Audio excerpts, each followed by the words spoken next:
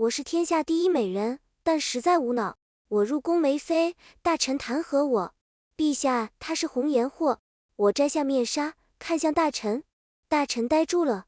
他是红颜祸，我勒个神颜啊！臣提议封她为皇后。古人云，相由心生。娘娘能长成这样，人一定也不错的。一气丧事从简，整个曹氏，夏侯氏族联军披拿戴孝。柳妃老在我面前整绿茶那死出，我看着不爽，一脚将她踹进水里。柳妃的哥哥柳少将军大怒，气势汹汹，提剑入宫，瞪着我，就是你踢我妹妹，我告诉你，我转身，少年将军顿时愣住，耳尖泛红，声音都变哑了。您若是喜欢踢人，踢我也可以。楚两国争霸，齐国国君齐慎输了一场战役，要向楚国进献美人。我就是这个美人。我出发去楚国前，长乐郡主来送我，他凑到我耳边，你知道吗？去楚国当人质，九死一生。本来呢，要去楚国的人是我，但齐慎哥让你替了我。他得意的笑，如何？你千辛万苦陪着齐慎哥哥当上国君，他却只爱我一个，自始至终，你都只是齐慎哥哥的一条狗。我是天下第一美人，但实在无脑。他叽叽咕咕半天，我只听懂了最后一句。于是我娇羞的掩口，用粉拳捶他。狗，谢谢，我确实喜欢这种 PLAY。长乐郡主顿时僵住了，他气急败坏，差点失了礼仪，你我了半天都没说出话来，最后拂袖而去。丞相带着文武百官来城门口给我送行，他嘱咐我，您这次去一定要勾引楚国国君楚萧，做尽妖妃姿态，明白吗？我点点头，如冷玉般的指尖拈起一杯酒，喝了一口，开始给他展示我的妖妃姿。嗨，好喝到晃 哎呦了呀！人家打了一个小奶嗝。丞相震撼哽咽，他没有责备我，反而红着脸开口，您实在抽象，但因为脸长得太美，所以抽象起来反而别有一番风味，令人沉迷心醉。这何尝不是一种狠心的妖妃？在文武百官的送别下，我出发了。所有人都在城门口送我，只有国君齐慎没有来。他为什么没有来？难道是生气了？为什么他会生气呢？难道是因为我上次搅黄了宫宴？但我也不是故意的。那次宫宴，好多人呆呆看着我的脸，想对我献殷勤，我一直没理会。可谁知我和身边的贵女交谈，我说我很喜欢小狗，这话恰好被礼部尚书听见。于是一把年纪的礼部尚书冲到后厨，纵身一跃，用嘴叼住了红烧肉的碟子里面的红烧肉汁一点没洒。他欢欢喜喜地跑回我身边，把红烧肉放在了我面前，双眼亮晶晶地看着我，撅着屁股左摇右摆，嘴里发出呜汪呜汪之声，讨要奖励。他这样，全宴会的人都知道我喜欢狗了。然后他们就争相去后厨，用嘴叼盘子给我，然后挤来挤去的跪在我面前，汪汪狂叫。宫宴就这样被毁掉了。齐慎一向高冷，却硬生生被气笑了。难道他现在还在生气吗？真够小气的。我把我的思考说给王妈妈，她摸了摸我的头。叶青姑娘，陛下让您代替长乐郡主去楚国，不是因为生气，而是因为他爱长乐。郡主舍不得郡主离开，于是用天下第一美人的您代替长乐郡主。我也许听懂了，也许没有，只觉得心口有点痛。王妈妈握住我的手，您现在的任务是想办法在楚国活下来。楚国国君楚萧年少成王，冷血轻狂，杀伐果断，不爱美色，您一定要小心。楚萧果然不爱美色，从来不宠幸后宫。我入宫3个月了，都没见过他。日子无聊，我便悄悄在宫里隐秘处养了鸡，平时没事就斗鸡。这天晚上，我从寝宫里悄悄溜出去喂鸡，却看到一个人浑身是血，晕倒在路边。我定睛一看，不由惊呼，这也太帅了。月光下，他的侧颜染血，凌乱的黑发散在脸侧，眉眼锋锐凌厉，轮廓的每一处转折都利落精致。我吭哧吭哧扶起他，放到我的鸡窝旁，光是给他包扎伤口，就用尽了我毕生所学的知识。快天明时他才醒来，我凑上去，你醒了？他顿了顿，笑着看我，眼底却一片冰冷。我并不知道他正反手握着剑。是姑娘救了我，是我。不过我不是姑娘，我是叶飞。他目光敏锐，很快发现了手里的拿着的书册。他眯起眼睛，神情很是冰冷，纵使迟钝如我，也感觉到了几分危险的杀气。他读出了书册封面上的字：妖妃祸国计划，这是何意？咦呀，说到这个我就来劲。我一屁股坐到他身边，打开书册，一只硕大的鸟映入眼帘。我得意洋洋和他炫耀：这你就不懂了吧？这是本宫自己想出来的。当妖妃祸害楚国的计划，第一步，那就是烤了这只鸟。为何？这只鸟呢，是楚国的吉祥鸟。我烤了这只吉祥鸟，楚国就不吉祥了。楚国不吉祥了，就会完蛋。而且这个计划没那么简单。这个计划其实可以一箭双雕，因为本宫一直爱吃烤鸟，这样本宫既祸了国，又吃了烧烤，两全其美，你可明白？他看起来像是受到了某种震撼。我明白了。我给他看妖妃祸国计划的第2页，上面写了我用来鼓励自己的口号。我大声诵读：诞生于1996，梦想做妖妃领袖。YU。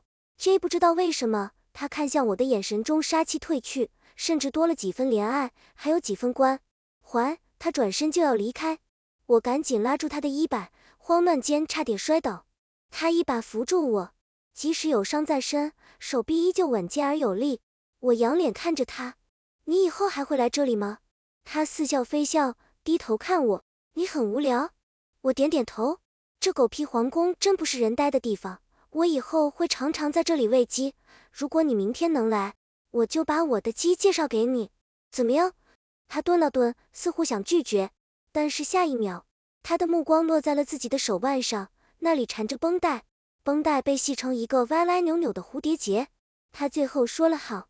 第2天，我让帅哥看我养胖的3只鸡，得意洋洋。从左到右评价一下。他面无表情开口：1. 清蒸，2. 红烧美红用，3. 油炸。我吓得立刻护住鸡们：你小子油盐全进是吧？这鸡不是用来吃的。我吹了个口哨：吉星高照，神武轰天，暴龙大将军。一只鸡出列。QQNE， 爱爱你啊，好吃到疯扑鸡。一只鸡出列。我大方地拍了拍它：还有一只，你来取名。他眼角抽了抽：我不。我不。一只鸡出列。我愉快地遛鸡，它懒散地躺在树下，侧脸俊美如神奇，长腿交叠。暴毙问我：你的计划如何了？当上妖妃了吗？我有点苦恼。其实还没有，一是因为鸟太难抓，二是因为楚萧还没和我上床。他呼吸一滞，连表情都僵住了，似乎不敢相信我就这样水灵灵地说出来了。我贴心地补充：是这样的，我看古代那些妖妃都是要和国君上床的，如果国君楚萧不和我上床，那我就当不成妖妃，这怎么能行？不知为何，他从脖子红到耳尖。闭嘴，不许说这种话。好吧。过了一会，他冷静下来，淡声问我：你为什么一定要当妖妃呢？其实在齐国的时候，我也问过丞相这个问题。丞相，为什么我要去楚国当妖妃呢？叶姑娘，因为这样的话，你就为齐国做了贡献，当你回首往事的时候，就不会因为虚度年华而悔恨，也不会因为碌碌无为而羞耻。丞相，我不懂。一气丧事从简，整个曹氏，夏侯氏公联军披拿戴孝。因为这样的话，陛下会开心。丞相，我懂了。咱们啥时候出发？我回答帅哥：因为我当了妖妃，慎哥哥会开心。他挑起一边眉毛：慎哥哥，齐国国君齐慎？我点点头，开始给他讲我和齐慎的故事。第一次见到齐慎时，我7岁，正被人按在屠夫的案板上。那时是乱世，闹饥荒，人吃人很常见。滚水烧开的热气扑到我脸上，屠夫的刀尖在我身上比比划划。下一秒，一道银芒闪过，我身上的绳子断为几截。我抬头就看到了齐慎，他眉目冷厉，瞳孔接近纯黑，看人时冷淡无比，很少带有情绪。他骑在高头大马上，白衣玉带，银龙暗袖，猎猎风里。那时他还不是国君，而是最小的五皇子。最受宠爱，万千荣耀集于一身，数十人拥簇着他，他如神明一般耀眼。我灰头土脸，连滚带爬，拉住他垂下来的衣摆。哥哥，哥哥，你带我走吧，我很勤快，我会为你做很多事。齐胜那年10岁，他冷淡的垂眸看我。你叫什么名字？我草名叫叶青。哪个青？我爹说我是赔钱货，所以是倾家荡产的倾。不对，他语气有点不耐烦。我被吓坏了，呆呆看着他。他用白玉剑鞘点了点我的肩，语气是冷冷的嚣张。你爹是蠢猪，他说的不对，应该是倾国倾城的倾。你给本王记好了。我愣愣看着他，他真是天底下最好、最厉害、最帅气的人。那天7岁的我下定了一生的决心，那就是我会一直追随齐胜，直到我死。从那以后，齐胜就一直将我带在身边。我14岁这年，齐胜17岁，当时的国君猝然离世，正是争夺皇位的时候。齐胜唯一的阻碍是三皇子，三皇子势大，眼看齐胜就要落败，谋士为齐胜献计：殿下，英雄难过美人关，叶姑娘容色天下无双，您若让她前去勾引三皇子，趁机下毒，胜算很大。齐胜没有说话。谋士皱眉：殿下，您养着叶姑娘这么多年，不就是为了这一天吗？那日我对您说，此女长大后必是绝色，您现在救她，以后她就是您最好用的一把刀，您才会救她养她。这么多年了，这把刀也该用了。谋士苦口婆心：殿下，您不为自己着想，也要为长乐郡主着想啊。他一直支持您夺嫡，您若得不到皇位，三皇子登基，他的性命可就保不住了。长乐郡主小时候救过齐胜，这么多年来一直是齐胜的白月光。提到他，齐胜的神情都变得温柔。齐胜和谋士来找我的时候，侍女们正和我开玩笑，他们知道我喜欢齐胜，总爱和我打趣。阿青，现在外面这么乱，估计又要闹饥荒，如果真的闹饥荒，殿下没饭吃，你要怎么办？我毫不犹豫：殿下可以吃阿青。此言一出，所有人都愣住了。齐胜瞳孔微缩，僵硬地站在原地。谋士大喜：殿下，他经历过躺在案板上被人吃的恐惧，竟还能为了您说这样的话，臣看他对您绝对忠心，一定愿意为您勾引三皇子。齐胜沉默了很久很久，再开口却不是回答谋士，而是警告侍女。他警告侍女以后不许和我开这样的玩笑，而后便离开了。齐胜最终没有用那个计策。1个月过去，三皇子派兵围住齐胜的府邸，他身负重伤，九死一生。我将他从死人堆里背了出来，我们开始逃亡。齐胜流亡，和部下失散，只有我跟在他身边。他伤得很重，整日昏迷。我去酒楼里捡剩菜，去街上乞讨，换一点吃的回来给他。有一次，连续3天我都没找到吃的。齐胜又发起了高烧，我闭上眼，拿起刀割下腿上的一块肉，熬了肉汤灌给昏迷的他。他喝完之后慢慢好转。我们撑了一段时间，终于齐胜的部下找到了他。齐胜带领旧部杀回皇城，我也帮了好多忙呢。有一次我在战场上摘下面纱，对面的副将呆呆看着我，我美到窒息，他忘了呼吸，然后就死了。最激烈的那一场战役，齐胜不让我去，我一板一眼地说，我小时候打过雪仗，也算浴血奋战过，我可以上战场。我还没说完，营帐里的大家就都笑得前仰后合。不过最后我还是混进了战场，然后替齐胜挡下了直冲他心口的暗器。我好痛好痛。齐胜抱着我，他一向冷静，此时手却有点颤抖。阿青，你怎么会在这？我说，我担心你，就设手设脚的混进来了。小翠边哭边纠正我，小姐，是蹑手蹑脚。这段太丢人，还是不讲了。总之那天我们赢了，齐胜当上了国君。他当上国君后，第一件事就是将长乐郡主接进宫，准备封他为后。宫中上下都在准备长乐郡主的封后大典，很是热闹。长乐郡主来找我聊天，聊着聊着，她突然将手放在了燃烧的火烛上，她的手心顿时一片焦黑，肉都烤糊。我疑惑地看着她，你要自己烤自己吃，大馋丫头真是饿了。她却尖叫起来。叶青姑娘，你这是做什么？她的侍女顿时冒出来，扶住了她，指着我的鼻尖，急得眼泪都流出来。一气丧事从简，整个曹氏夏侯氏宫人均替那代相。我们郡主自小体弱多病，就算你嫉妒她，也不能这样伤她呀。在赏花的将军夫人也赶来，这是怎么了？郡主没事吧？侍女急忙和她告状。一气丧事从简，整个曹氏夏侯氏夫人均替那代相。叶姑娘竟然将我家小姐的手握在火烛上，将军夫人义正言辞看我。叶姑娘，你放肆！你怎么了？我抬眼看她，我没有。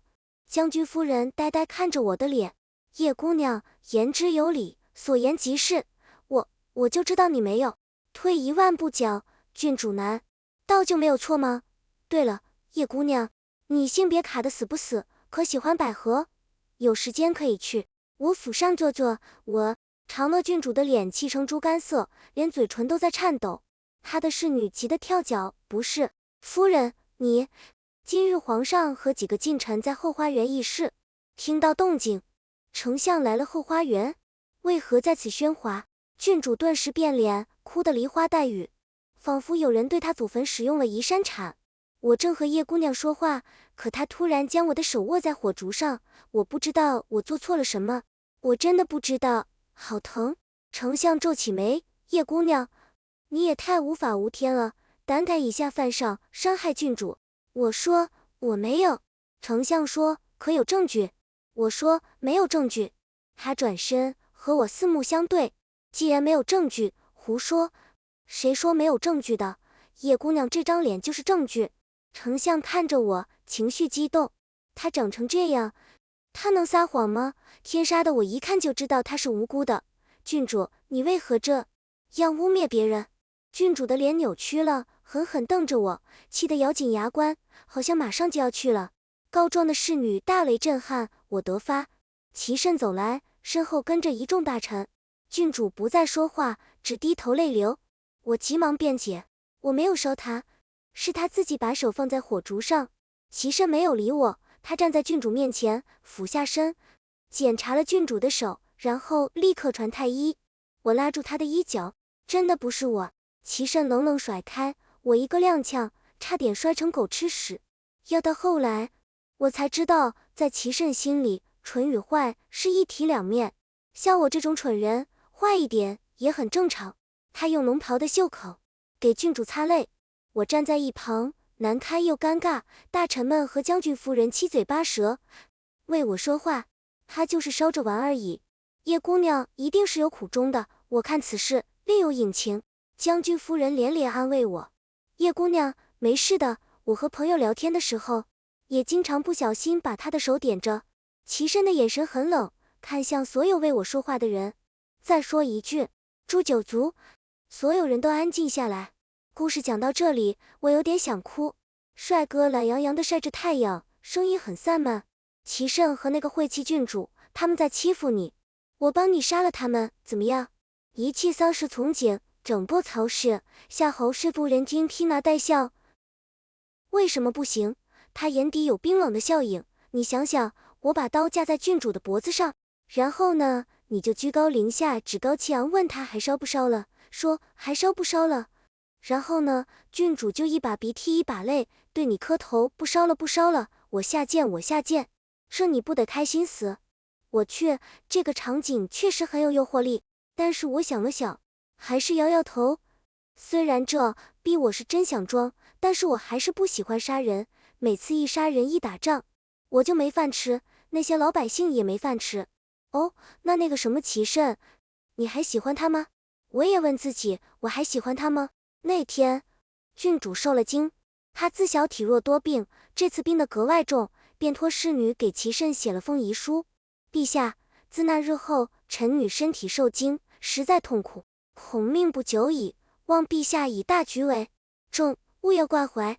齐慎用尽天下珍稀药材，网罗天下名医为他治病，就连和楚国的战役都没有上心，被楚萧轻易打败。打了败仗，按规矩要献上珍宝和美人，本来楚国要的美人是齐慎最心爱的长乐郡主，但齐慎让使臣和楚国谈判，说我们有天下第一的美人叶青，愿意用她替代长乐郡主。我就这样被送走。离开齐国那天，我觉得心口很痛，再也不要喜欢齐慎了。我回过神来，看着帅哥，齐慎触碰到了我的逆鳞，我再也不喜欢他了。我还是比较喜欢你，我觉得你很帅气。他愣住了，红了耳尖。什么乱七八糟的话，吵死了，给本王安静。本王，原来你是楚萧啊，那好办了，走啊，我们去上床。今日妖妃1/1。叶青，你和朕之前见过的女人都不一样。我娇羞的柔发梢讨厌了。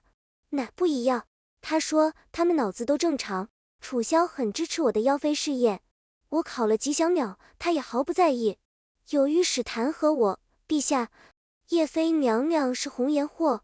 我抬头看向那个御史，御史红颜祸，哟，我勒个神颜啊！楚萧坐在龙椅上问他，爱卿，刚刚要说什么？御史拎起弹劾我的奏章就吃了下去。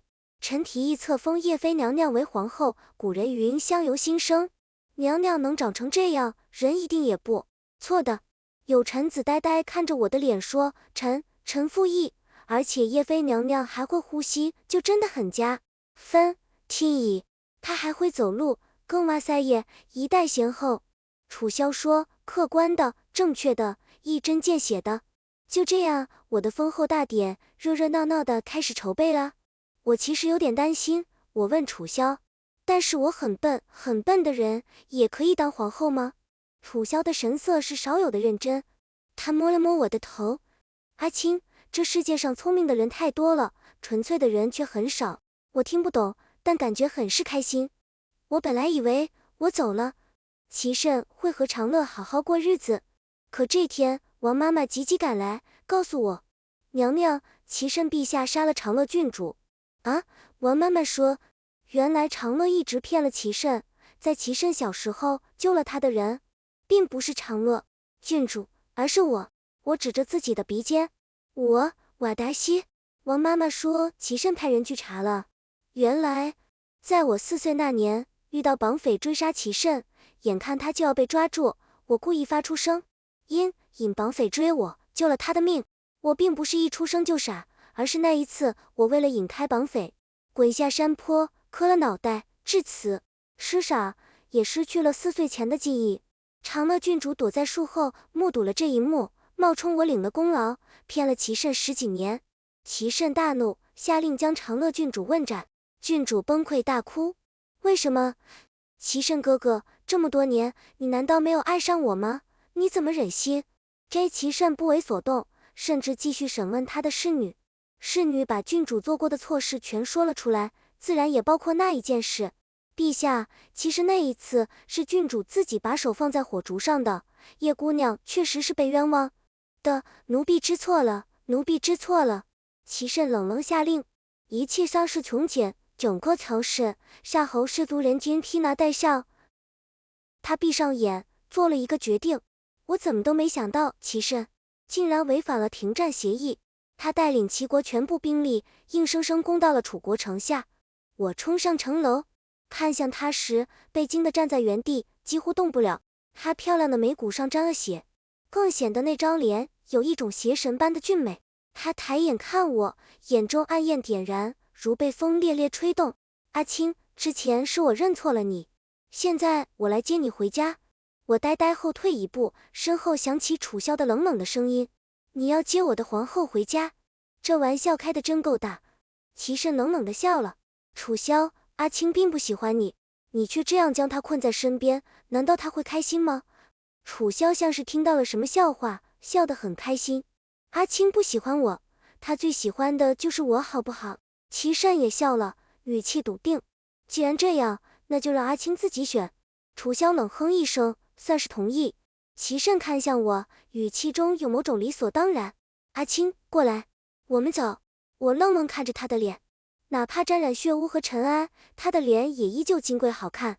但是现在，我看着这张脸，却不会脸红，也不会心跳了。我摇摇头，慎哥哥，我不喜欢你，我喜欢楚萧，我不能和你走。齐慎一动不动，如静止般。很快，他眼底划过一丝无奈，蹙眉开口：“阿青，你是生气我误会你吗？我已经知道郡主的手不是你烧的，我已经杀了。郡主，你别赌气了，好不好？”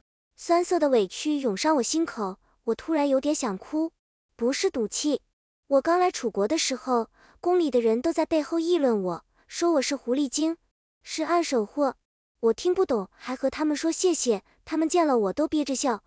我天天提心吊胆，怕有人害我，让我从一个妖妃变成一具妖妃。我每天都在想，你一定很快就会来接我的，到时候呢，你就会说，阿青，你辛苦了，你是个很好很用功的妖妃。记也记得很工整，走吧，我带你回家，我还给你配了登场音乐 SOFUNNY YA I Y I Y I Y I Y I Y I Y I Y I Y Y I Y I Y I Y I Y I Y I Y I Y I Y I Y I Y I J9。齐慎呆呆看着我，但是你一直都没有来。在听到你的消息，是说你在十里长街铺上绣了金线的红绸缎，迎娶长乐郡主。大家都说这是全齐国最盛大的事。我躲在鸡窝里抱着我的鸡哭，吉星高照，神武轰天，暴龙大将军的羽毛都没干过。说到这里，我哭得好伤心。这么多年，我一直很努力，为你做了很多，引开绑匪，割肉为你，帮你挡案，努力做妖妃。但你还是不喜欢我，我不聪明，想不出好的办法。齐慎一向冷静，此时的语气却很急切，像是要追回什么逝去的东西。阿青，我现在喜欢你了，我带你回家，这次不同，我绝不负你。可是我已经不喜欢你了。我看向他，语气中带上了哀求。慎哥哥，你重新签下停战协议，然后就走吧，不要打仗了。就算你打赢了，楚萧死了，我也要陪他一起死的。他猛然抬头看我，我也遥遥看着他。慎哥哥，我们不要再见了。齐慎眼底好像有什么东西在一寸寸崩塌。我看着他，你撤兵吧，求你了。齐慎看着我的脸，没有说话，一动不动，像是一尊雕像。他身后的士兵不知道国君怎么了，于是也一动不敢动。天地间只有风声。楚萧小心地用龙袍袖口给我擦泪。楚国的兵马已经集结完毕，如果齐国要打，楚萧也会奉陪。但是我还是希望齐慎能离开，不要打仗了。齐慎沉默了很久很久，他眼底尽是有泪，手指微微颤抖，几乎握不住缰绳。最后，他深深看我一眼，终于回马转身，撤兵离开了。他走得很慢，不知道是不是我看错了，有好几次他竟然差点绊到身边将士的马腿，明明他身边有千军万马相随，背影却还是显得孤独而落寞。王妈妈有感而发，唉，这人啊，失去了龙椅皇权可以再争，失去了万里江山可以再打，唯有这铮铮的真心不同，谁若是把它弄丢了，就再也找不回来了。我也有感而发，我今天好像还没喂鸡。阿青，你喂鸡啊？喂朕干什么？陛下，我看妖妃都要这样喂国君吃葡萄的。问题不是喂葡萄，问题是你把甜的自己吃，坏的全喂朕嘴里了。干什么？你不满意？包满意的，我楚萧誓死捍卫叶青的妖妃事业。嘿嘿，守在门口的王妈妈和小翠也笑了。正是春日天光好。番外，齐慎。儿时我遭遇了一次绑架，我跑不过绑匪，准备闭上眼等死，但我没死，有一个小姑娘救了我。我只来得及回头匆匆一瞥，没看清她的容貌，但她从此成了我心底的白月光。7岁的我下定决心，以后要给她一世荣华，保她一世安乐。我没想到，我一直以来都认错了人，原来那个人是阿青，不是长乐。我很生气，长乐喜欢污蔑阿青用火烧他，好啊，那我就让长乐受火刑而死。然后我集结兵马，举全国之力奇袭楚国，一路厮杀，准备接阿青回家。阿青肯定不会生我的气的，他是那么喜欢我。当时他不愿代替长乐去楚国，丞相只说了一句话：叶姑娘，你去了，陛下会高兴。他便立刻启程出发了。他就像绕着人裤腿转的小猫，只要我愿意挥挥手，他肯定会回到我身边的。我拼命赶路，夜已近日，他看到我来接他，不知道会有多高兴。可是看到我，他却哭了。